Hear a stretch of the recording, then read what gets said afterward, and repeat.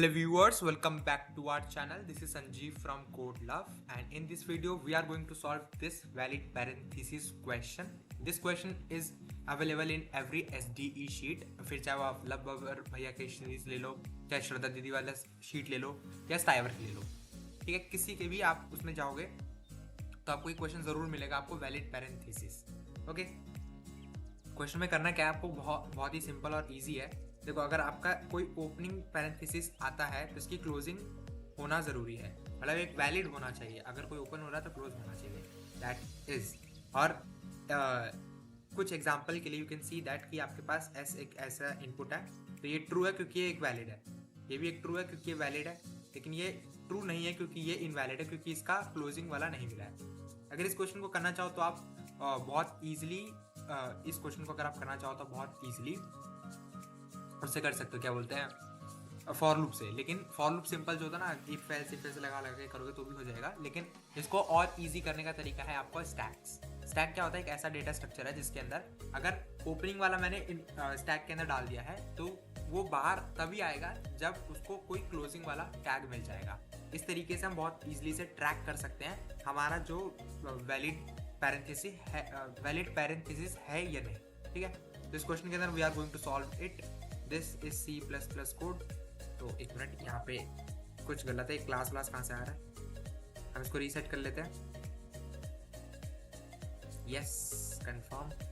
Okay, तो हमारे पास एक ऑलरेडी फंक्शन बनाया है इस स्ट्रिंग का, ठीक है। हमको इसमें ऐसा एक कोड लिखना है जो हमको रिटर्न करके दे कि ये वैलिड पैरेंथेसिस है या नहीं। तो आपको स्ट्रिंग में एक S मिल रहा है, तो आप सबसे पहले एक स्टैक बना लो जो कि एक कैरेक्टर नाम का होगा, CHAR टाइप का होगा, और उसका नाम मैं ST लिख रहा हूँ, ठीक है।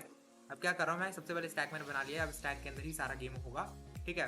फिर इसका एक फॉर लूप चलेगा, फॉर इंट i की वैल्यू 0 शुरू है, i की वैल्यू लेस देन s.size तक चलेगा, s.size, और i की वैल्यू बढ़ती जा रही है।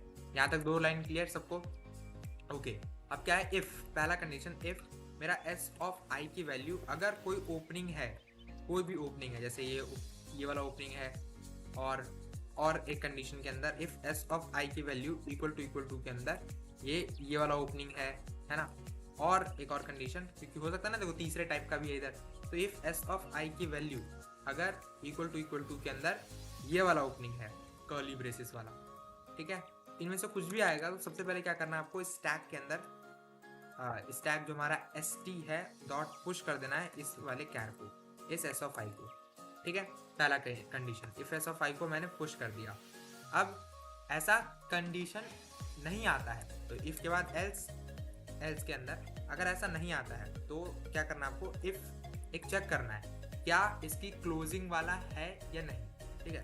तो इफ s ऑफ i की वैल्यू अगर इक्वल टू के अंदर ऐसे वाला आ रहा है, ये वाला पैरेंथेसिस आ रहा है ओपन ब्रैकेट वाला, तो इसके अंदर एक चीज और चेक करो, क्या तुम्हारा ST का जो टॉप वाला वैल्यू है वो इसका क्लोजिंग वाला पेयर है या नहीं, ये वाला।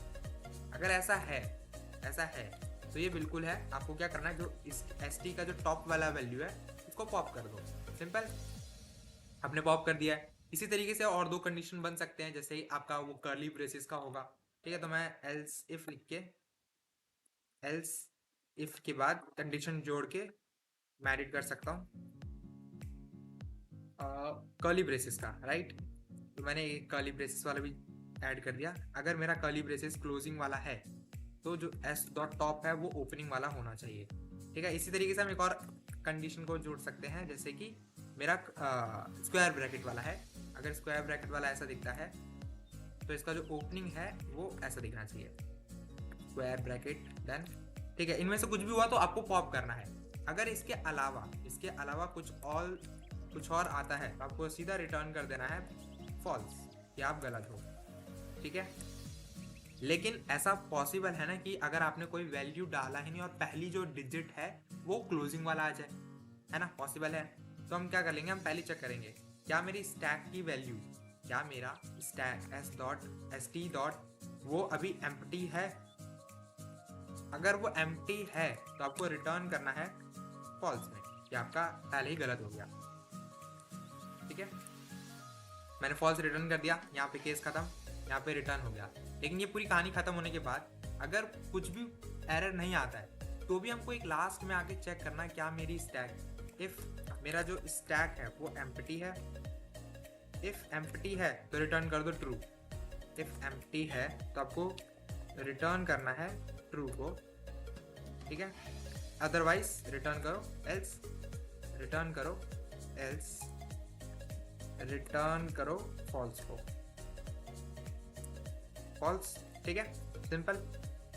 This is a simple and easy code, आपको समझ में आ चुका होगा। सबसे पहले मैंने स्टैक बनाया, स्टैक के अंदर एक मैंने पुश किया वैल्यू को, और एक एज केसेस से कह सकते हो बेस केसेस, और इससे हमने पॉप किया वैल्यू को। अगर लास्ट में इसका अगर ये एम्प्टी है तो आपको रिटर्न करना है ट्रू, अदरवाइज रिटर्न करना false. This is the simple and easy code. एक बार हम इसका रन करके देख लेते हैं। ओके, एक मिनट में रन करके देखता हूँ। देखो you can see that all the test cases are pass. एक बार सबमिट करके भी देख लेते हैं। तो this is the simple and easy code. I think it should be accepted. Yes, this is accepted, and it shows that my supposition of the code, how perfect my code is. Okay, अब बहुत से बच्चों को doubt होगा कि मैंने जो code लिखा वो बिल्कुल C++ में लिखा है, लेकिन मैं तो जावा का बच्चा हूँ, ठीक है। तो क्या करना है आपको, यहाँ पे क्लिक करो। मैंने जावा में भी सॉल्व किया है आपके कोड करने से पहले, ठीक है। कोड जावा में क्या है, सेम कैरेक्टर। आपको क्या है, एक स्टैक बनाना है कैरेक्टर टाइप का, फिर ठीक है। मैंने कैरेक्टर की पहली वैल्यू को पहले स्टोर कर लिया, फिर सेम मैंने चेक किया क्या वो एम्प्टी है तो रिटर्न करो, भी बेस केस है। और ये सारे जो पॉप कर रहा था वो मैंने एक ही कंडीशन की तरह डाल दिया और रिटर्न कर दिया true and false. Simple, this simple and easy code. I hope so आपने इस वीडियो में कुछ नया सीखा होगा। This question is valid parenthesis and you can find this question in every SDE sheet. Okay, आज के लिए इतना ही, मिलते हैं नेक्स्ट वीडियो में। Till then keep running, keep exploring. This is Sanjeev signing of.